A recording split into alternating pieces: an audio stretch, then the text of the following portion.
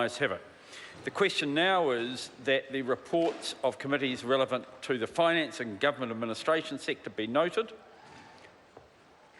Chairman. The Honourable Ruth Dyson. Mr. Chairman, for a moment there I did think that I was going to be mistaken for the Honourable Jerry Brownlee, and I'm very pleased that we avoided that coincidence. It's a pleasure for me to take a call in this debate, but it's not a pleasure in terms of the content that I've been considering in relation to this presentation, because for the first time in the history of New Zealand, the next generation is going to be worse off than the generation that came before it. And I think that's something that all New Zealanders should be ashamed of and should be looking to the government to see what measures they are considering to implement to address this. So our children and our grandchildren are going to be worse off than we were and our parents were.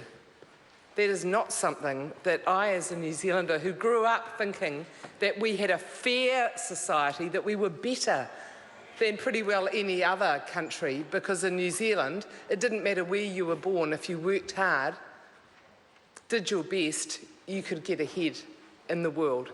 We were very proud of so many things about New Zealand, and that pride is seeping away. What we used to call a Kiwi dream, that you could have a job and a home and you could have something to look forward to, Norman Kirk's vision, that is still as relevant today as it was when Norman Kirk first talked about having a job, a home, someone to love and something to look forward to. But now what we're seeing is that dream just slipping away. Young people in our country now don't have that to look forward to in the way that we had. So the national government is creating an economy that gives less to our children and grandchildren than they had themselves. How can they be proud of that? How can members of Parliament and ministers be proud of that as their contribution to New Zealand society?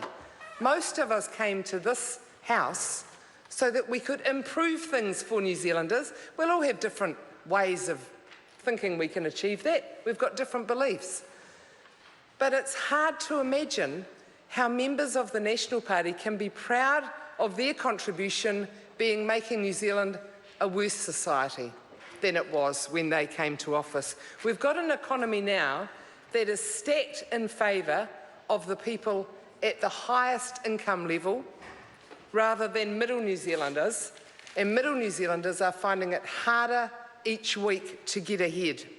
We've got a housing market that is not for New Zealanders, not for New Zealanders who work hard, save up, get a deposit and be able to own their own home.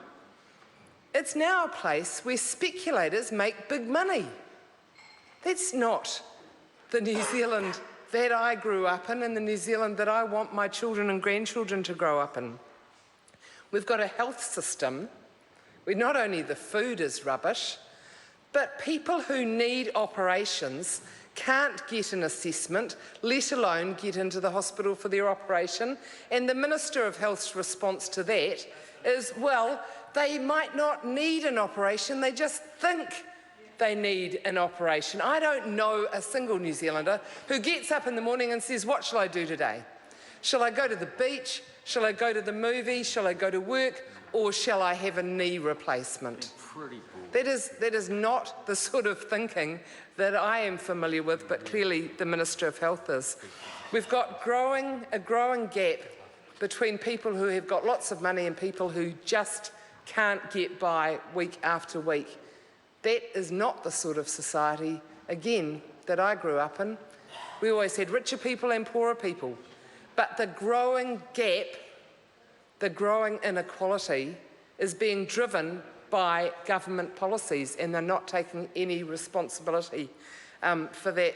Mr. Chairman, as we look at this particular review, the review of the finance and government administration sector, I want to point out to the House that this is I'm taking the first call in this debate because I'm the chair of the Government Administration Committee, and clearly a lot that comes into this sector is in the mandate of our select committee, not all, but a lot of it.